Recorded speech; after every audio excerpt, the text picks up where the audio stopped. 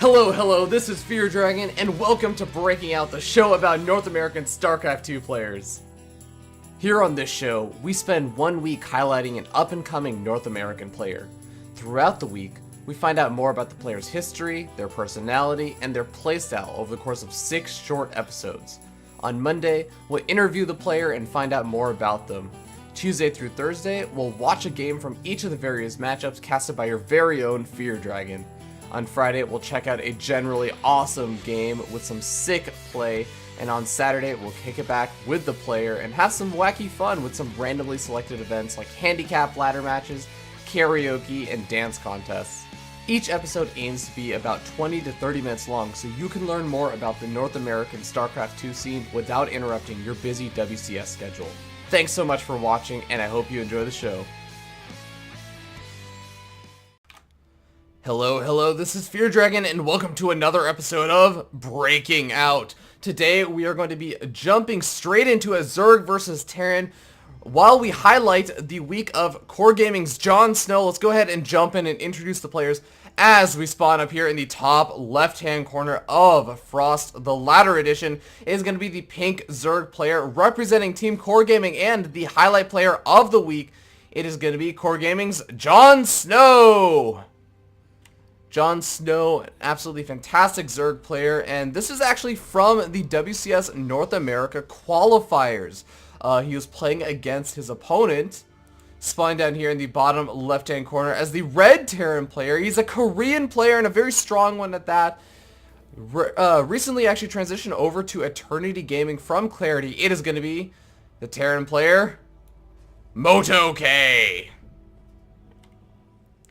And I'm pretty excited to see how this game is going to end up going. Now, Zerg versus Terran is a very interesting matchup just because, I mean, we actually heard in the interview that JonSnow was saying, hey, you know what? First of all, this map is basically like home ground turf for JonSnow because, look, it's all wintry wonderland everywhere. And I'm not just saying that because his name has snow in it. I mean, this man lives on the wall up north. But also, I want to note that JonSnow said in his interview, you know, he's become a little bit notorious for doing those kind of roach, zergling, baneling all-ins against a lot of Terran players, especially if they're going to be playing a little bit greedy. I can see him doing something like that.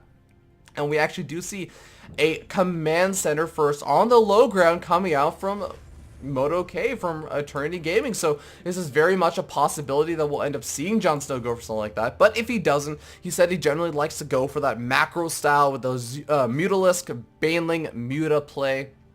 So we'll see which one he ends up doing. It looks like for now, he's going to be playing it out pretty standard, pretty normal, going for that hatchery first, then going for a spawning pool. I mean, definitely no harm in going for the hatchery first, especially in this matchup, but even on a map like Frost where there's 4 spawn positions, I mean, it's pretty safe overall to go for, so definitely no harm in doing so. But I am still kind of curious how exactly is MotoK going to be opening up. We see that the gas geyser has already been thrown down much earlier than this barracks is ever going to finish up. So he's going to have at least, I want to say 50 gas, maybe 25 gas by the time this barracks ends up completing. We'll have to see how good my math is right now, as it looks like he has over 25 gas and still a couple seconds left, so he might actually be getting up to 50. So the question is going to be, how exactly does he open it up? It looks like it's just going to be a standard Marine, no Reaper opening harassment or anything coming out from MotoK. So JonSnow going to have an ample amount of time to prepare his defenses. And speaking of defenses, we have quite a few Zerglings on the way. We have 8 Zerglings on the way. That is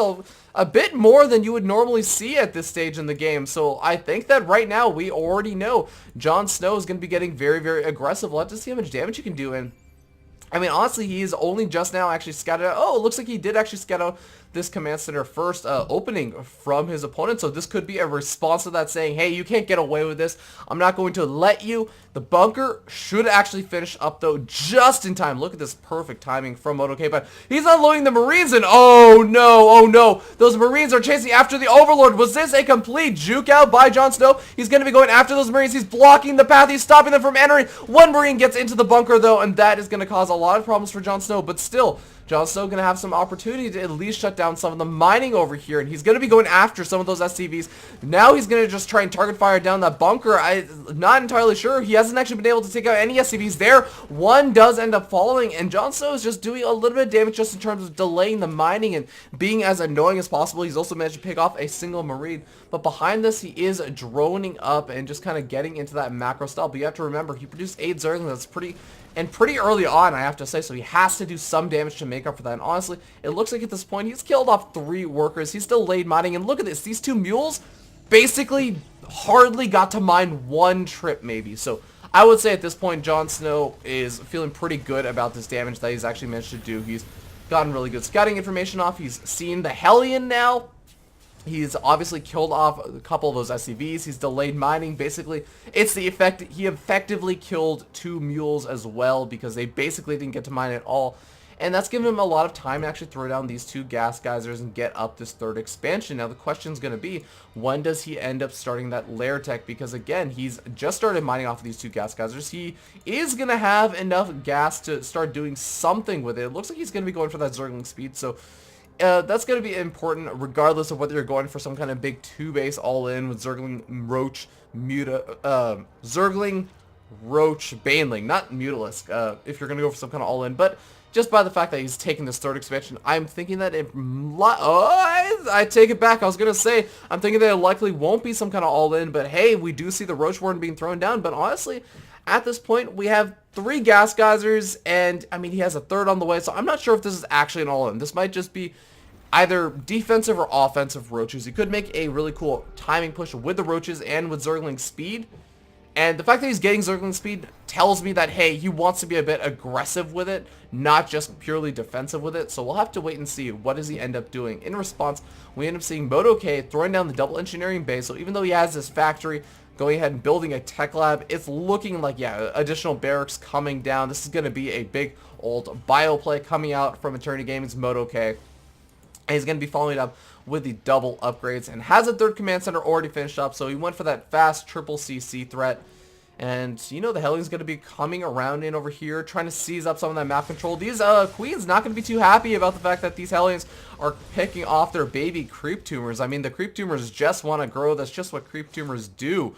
But we end up seeing JonSnow coming over here with a little bit of Zergling action, and they now have Zergling speed. And look at this, a lot of Banelings being produced. 10 Banelings on the way right now. Will MotoK actually get any scouting information off on that? It looks like these Hellions might actually go up that path. If they do end up seeing it, that's going to be a huge tell. They see the roaches. That is actually enough to say, hey, there's a big all-in coming. Better throw down some bunkers. He actually already has 3 bunkers up and ready, so it looks like MotoK already feeling pretty comfortable about this. But this wall-in should not be long for this world right now as all of it goes down. The SCV's going to be very vulnerable, but a nice siege tank shot from this siege tank on the high ground. Going to be able to take out a majority of those Banelings. More Banelings going to be coming in. The Roaches able to focus fire down that bunker over there, and SCV is going to be plummeting right now as it looks like the damage has actually already been done. A Baneling managed to get in over there on the ramp as well, able to do a substantial amount of damage. And right now, MotoK down to just 25 SCVs, so honestly, the damage has been done.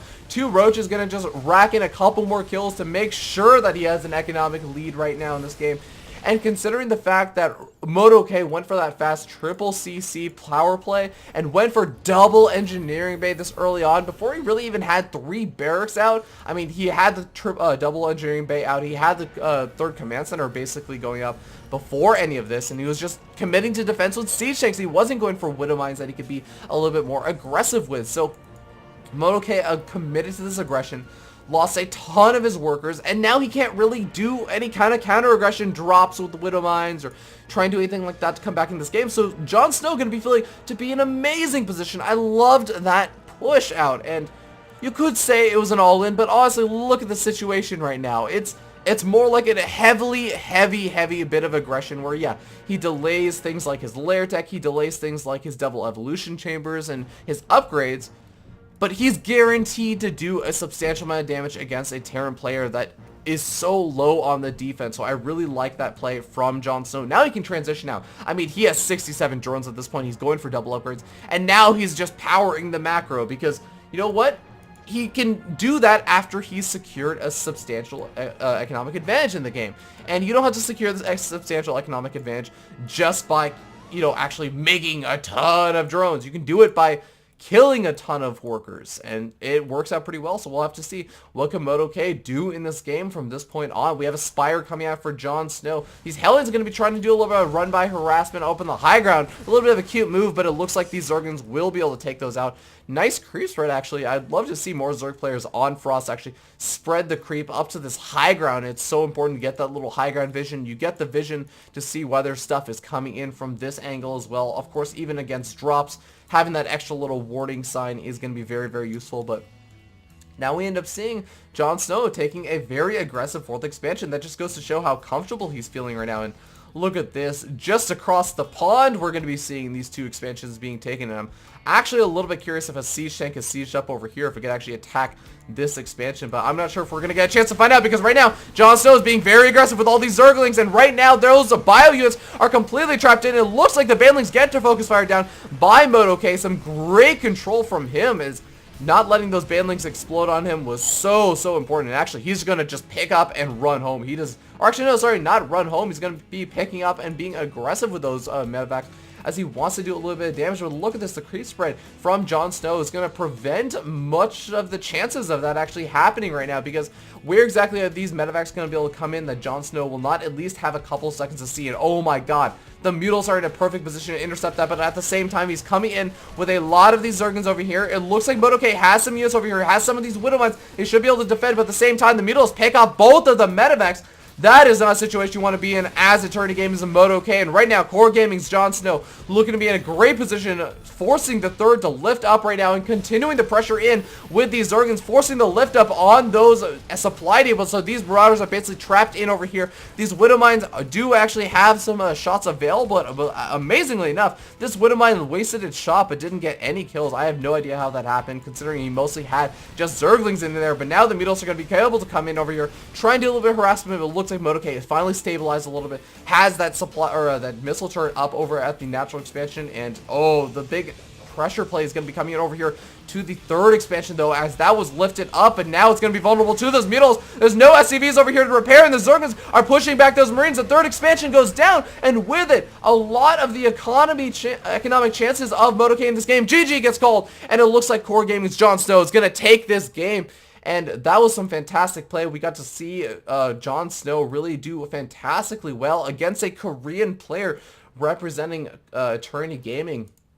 And I mean, MotoK has been one of those very strong players in the online cups. Not as much necessarily in the offline play, but it's really, really great to see JonSnow playing up against those Korean players, representing North America. Yeah, USA, and all of that good stuff. But you know, guys, thank you so much for tuning in. Hopefully, you guys will actually decide to go ahead and give JonSnow a follow over on Twitch and on Twitter, as you'll be able to see those either in the Twitch comments or in the little annotations below the video on YouTube.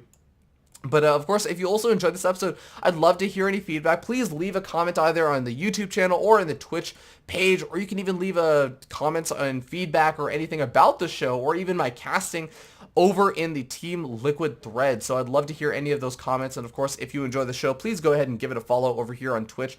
But of course, if you missed the VODs on Twitch, or the live stream on Twitch, you can always catch the VODs over at youtube.com/FearDragon64. And of course, the Twitch live stream happens 8:30 Pacific and 11:30 Eastern every Monday through Saturday. At least for this week, I'm trying out this new time. It used to be at 9 o'clock, but now we're trying 8:30 just to give the East Coasters a little bit more time. But you know, definitely check us out, check it out over on twitch.tv/FearDragon64. But with that being said, guys, thank you guys so much for tuning in. Hopefully you decide to tune in tomorrow at 8:30 Pacific and 11:30 Eastern over at twitch.tv/FearDragon64 for the Zerg versus Protoss from JonSnow. And it's going to be a pretty exciting one. That's going to be the last matchup that we have to cover. Then we're going to go into the awesome game over on Friday. And yeah, from then on, then we just kind of kick back, have some fun with JonSnow, and review the games for the week. Hopefully you guys will enjoy this, and I'll see you guys tomorrow.